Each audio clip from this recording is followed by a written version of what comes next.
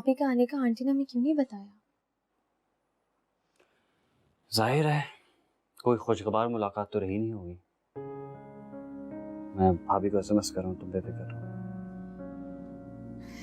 पता नहीं रेहान, मेरा दिल बहुत घबरा रहा है। ऐसा लग रहा है कि जैसे कि कुछ हो गया जिसके बारे में हमें नहीं पता।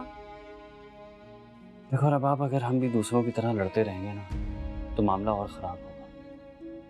फैसल का मशवरा है कि हमें मुल्क छोड़कर चले जाना चाहिए कुछ दिन के लिए। तो मैं भी तो यही कह रही हूँ। लेकिन मैं फारिया का मसला हल करके जाऊंगा। फारिया ना आए तो रुकेगी और ना ही सुनी। आप चाहे उसके बाप से क्या पूरी दुनिया से बात कर।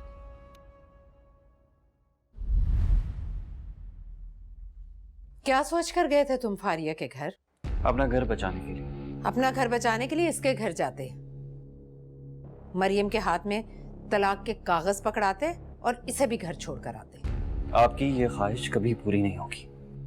यही ख्वाहिश तो पूरी होगी अब। मरियम को लाने के लिए आई थी ना तुम यहाँ, अब तुम भी वापस जाओगी। अम्मी प्लीज, रबाब मेरी बीवी है और मैं किसी सूरत इसकी इंसल्ट बर्दाश्त नहीं करूंगा। मैं तो करूंगी इंसल्ट, हर वक्त करूंगी इंसल्ट। छोड़ दो ये घर। अम्मी क्या हो गया है आपको? किस नफरत ने आपको बेगाना कर दिया हर चीज से? देखो रेहान, अगर तुम अब कभी भी फारिया के घर गए तो इसके घर का पता आता है मुझे।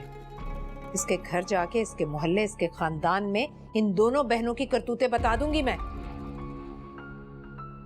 तो फिर आप भी मेरी एक बात सुनो। आप सब कुछ करके देख लो, ना ही फैसल भाई आप ही को छोड़ेंगे और ना रेहान मुझे छोड़ सकते। जितना चाहे आप इस नफरत के पौधे को पानी दे लें, ना ही इससे कोई फल निकलेगा और ना ही ये कभी बड़ा होगा। ये पौधा जल्दी आकर तुम्हारी गोद में गिरेगा, बस तुम देखती जाओ।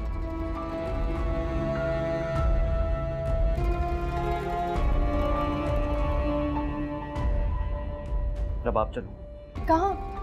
तुम्हारे घर चलो, आ जाओ।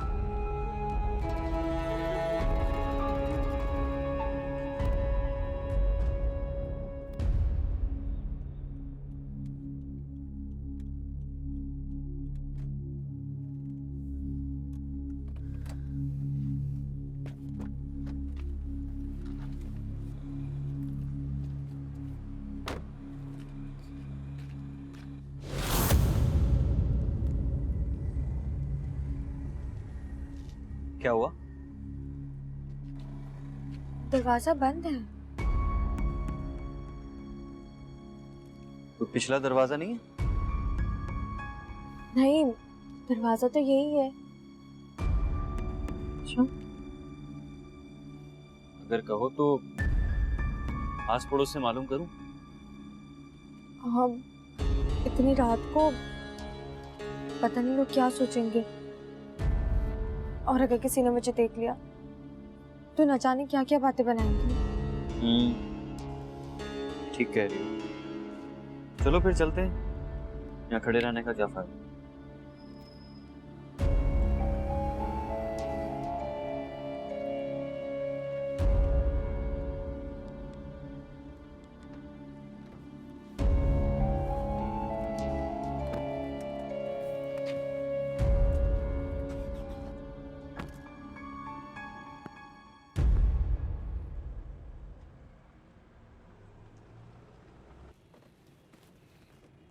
कहाँ जा सकते हैं तुम्हारे घर वाले? पता नहीं, अम्मी तो किसी रिश्तेदार से नहीं मिलती है।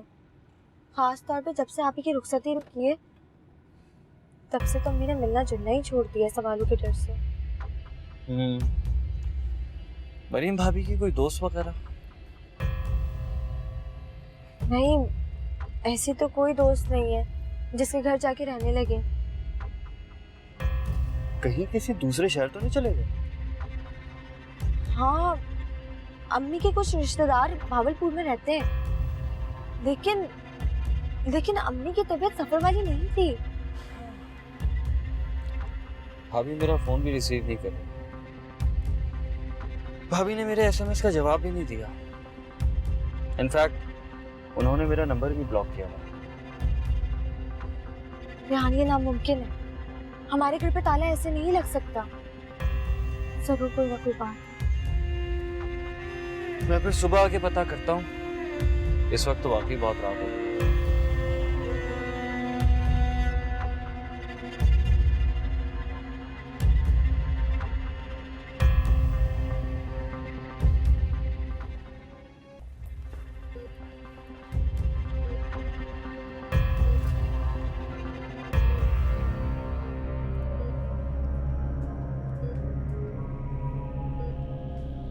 आपने एंटीबायोटिक्स दिया इनको? डॉक्टर साहब अभी तक नहीं आई एंटीबायोटिक। ठीक है। आप वो इंजेक्शन नहीं लाए जो मैंने आपको कहे थे? एक्चुअली फाइनेंशियल प्रॉब्लम है क्या आपके साथ?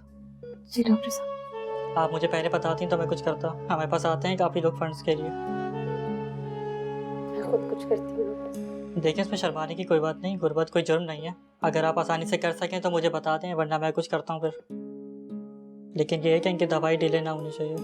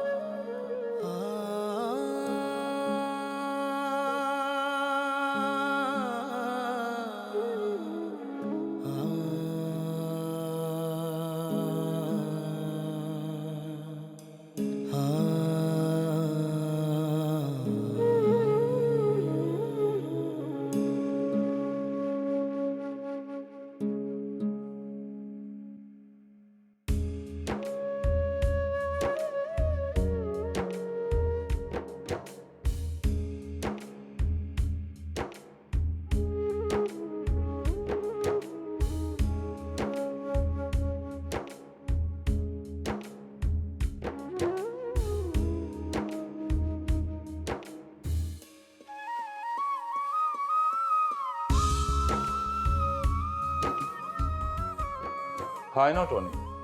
It's very tough. But Faria बहुत समझदार लड़की है। हाँ, इसीलिए इतनी बेवकूफियां कर रही है।